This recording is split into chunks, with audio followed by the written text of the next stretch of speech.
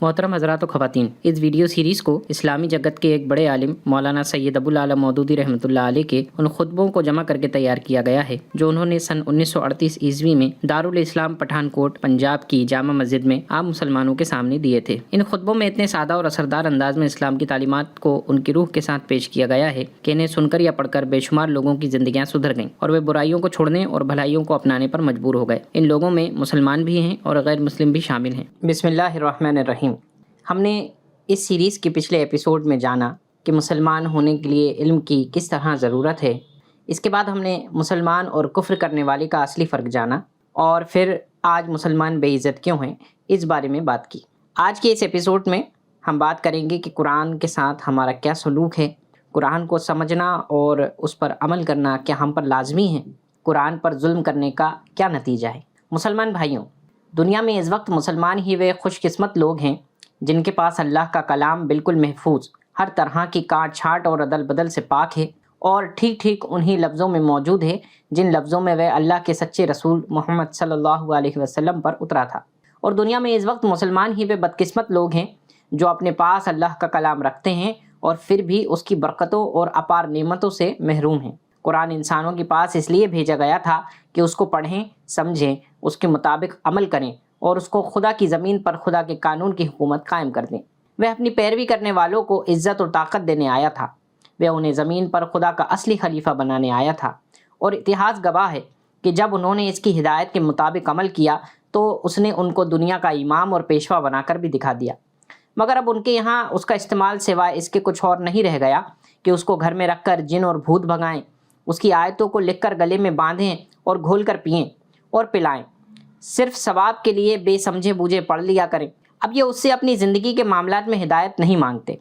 ये उससे नहीं पूछते कि हमारे अक़ीदे क्या होने चाहिए, हमारे अमाल क्या होने चाहिए, हमारे अखलाक कैसे होने चाहिए, हम लेन देन किस तरह करें, दोस्ती और दुश्मनी में किस कानून की पाबंदी करें, खुदा के बंदों के और ख़ुद अपने नफ्स के हक़ हम पर क्या क्या हैं और उन्हें हम किस तरह अदा कर सकते हैं, हमारे लिए हक़ क्या है और बातिल यानी गलत क्या है, फरमाबरदारी हमें किसकी करनी चाहिए और नाफरमानी किसकी, ताल्लुक़ किससे रखना चाहिए और किससे ताल्लुक़ नहीं रखना चाहिए, हमारा दोस्त कौन है और दुश्मन कौन है, हमारे लिए इज़्ज़त, कामयाबी और फ़ायदा किस चीज़ में है और ज़िल्लत, नामुरादी और नुकसान किस चीज़ में है। ये सारी बातें अब मुसलमानों ने कुरान से पूछनी छोड़ दी हैं। अब वे खुदा से फिरे हुए दुनिया परस्तों से, कुफ्र करने वालों से, मुशरिकों से, गुमराह और खुदगर्ज लोगों से और ख़ुद अपने नफ्स के शैतान से इन बातों को पूछते हैं और इन्हीं के कहे पर चलते हैं।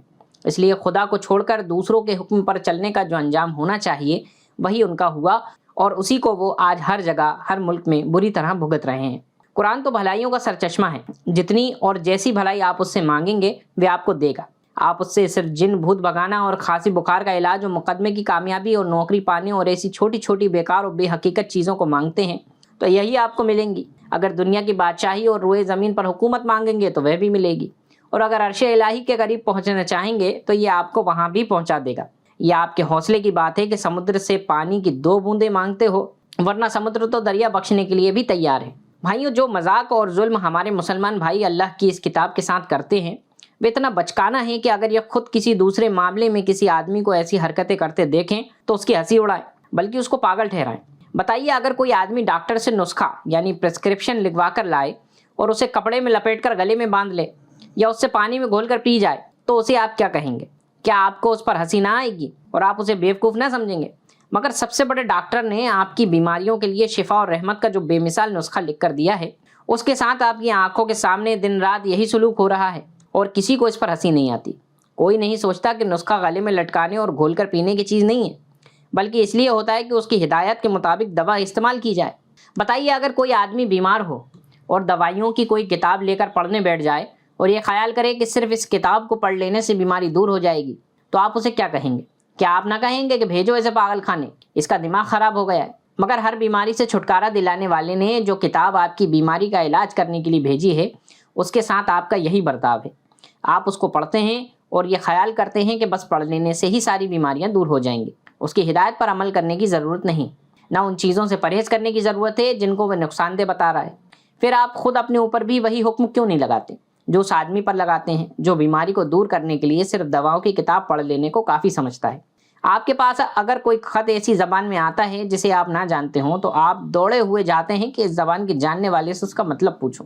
جب تک آپ اس کا مطلب نہیں جان لیتے آپ کو چین نہیں آتا۔ یہ معمولی کاروبار کے خطوں کے ساتھ آپ کا برتاؤ ہے جن میں زیادہ سے زیادہ 4 پیسوں کا فائدہ ہوتا ہے، مگر دنیا کے مالک کا جو خط آپ کے پاس آیا ہوا ہے اور جس میں آپ کے لیے دین و دنیا کے تمام فائدے ہیں، اسے آپ اپنے پاس یوں ہی رکھ چھوڑتے ہیں۔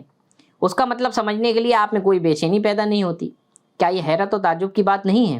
میں یہ باتیں ہنسی اور دل لگی کے لیے نہیں کر رہا ہوں۔ آپ ان باتوں پر غور کریں گے تو آپ کا دل گواہی دے گا کہ دنیا میں سب سے بڑھ کر ظلم اللہ کی اس پاک کتاب کے ساتھ ہو رہا ہے، اور یہ ظلم کرنے والے وہی لوگ ہیں جو کہتے کہ ہم اس کتاب پر ایمان رکھتے ہیں اور اس پر جان قربان کرنے کے لیے تیار ہیں۔ بے شک وہ ایمان رکھتے ہیں اور اسے جان سے زیادہ پیاری رکھتے ہیں، مگر افسوس یہ ہے کہ وہی اس پر سب سے زیادہ ظلم کرتے ہیں، اور اللہ کی کتاب پر ظلم کرنے کا جو انجام ہے وہ ظاہر ہے۔ خوب سمجھ لیجئے، اللہ کا کلام انسان کے پاس اس لیے نہیں آیا کہ وہ بدنصیبی اور بدحالی کی مصیبت میں پڑے۔ قرآن میں ہے طٰہٰ، ہم نے قرآن تم پر اس لیے نہیں اتارا کہ تم مصیبت میں پڑ جاؤ۔ یہ خوش نصیبی اور خوشحالی کا سرچشمہ ہے، بدبختی کا ذریعہ نہیں ہے۔ یہ بالکل ناممکن ہے کہ کوئی قوم خدا کے کلام پر چلے اور پھر دنیا میں بے عزت ہو، دوسروں کی محکوم ہو، پاؤں تلے روندی اور جوتیوں سے ٹھکرائی جائے، اس کے گلے میں غلامی کا پٹا ہو اور غیروں کے ہاتھوں میں اس کی باغ ڈور ہو، وہ اس کو اس طرح ہانکے جیسے جانور ہانکے جاتے ہیں۔ یہ انجام اس کا صرف اسی وقت ہو سکتا ہے جب وہ اللہ کے کلام پر ظلم کرتی ہے۔ بنی اسرائیل کا انجام آپ کے سامنے ہے۔ ان کے پاس تورات اور انجیل بھیجی گئی تھی اور کہا گیا تھا کہ اگر وہ بنی اسرائیل تورات اور انجیل اور ان کی دوسری کتابوں کی پیروی پر قائم رہتے جو ان کے پاس ان کے رب کی طرف سے بھیجی گئی تھی تو ان پر آسمان سے روزی برستی اور زمین سے روزی ابلتی۔ قرآن سورہ مائدہ آیت 66۔ مگر انہوں نے اللہ کی اس کتاب پر ظلم کیا اور اس کا نتیجہ دیکھا کہ آخرکار نوبت یہاں تک پہنچ گئی کہ ذلت اور رسوائی اور گراوٹ و بدحالی ان پر چھا گئی اور وہ خدا کے غضب میں گر گئے۔ یہ اس لیے کہ وہ اللہ کی آیتوں سے کفر کرتے تھے اور پیغمبروں کو ناحق قتل کرنے لگے تھے، اور اس لیے کہ وہ اللہ کے نافرمان ہو گئے تھے اور حد سے گزر گئے تھے۔ قرآن سورہ بقرہ آیت نمبر 61۔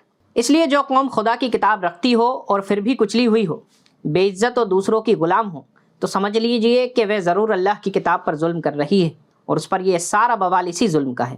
خدا کے اس غضب سے چھٹکارا پانے کے لیے اس کے سوا اور کوئی راستہ نہیں ہو سکتا کہ اس کی کتاب کے ساتھ ظلم کرنا چھوڑ دیا جائے اور اس کا حق ادا کرنے کی کوشش کی جائے۔ اگر آپ اس بڑے گناہ سے باز نہ آئیں گے تو آپ کی حالت ہرگز نہ بدلے گی، چاہے آپ گاؤں کالج کھول دیں یا آپ کا بچہ گریجویٹ ہو جائے اور آپ یہودیوں کی طرح بیاج کھا کر کروڑ پتی ہی کیوں نہ بن جائیں۔ تو آج کے ایپیسوڈ میں بس اتنا ہی۔ اگلے ایپیسوڈ میں ہم جانیں گے کہ مسلمان اور اسلام کے کیا معنی ہوتے ہیں۔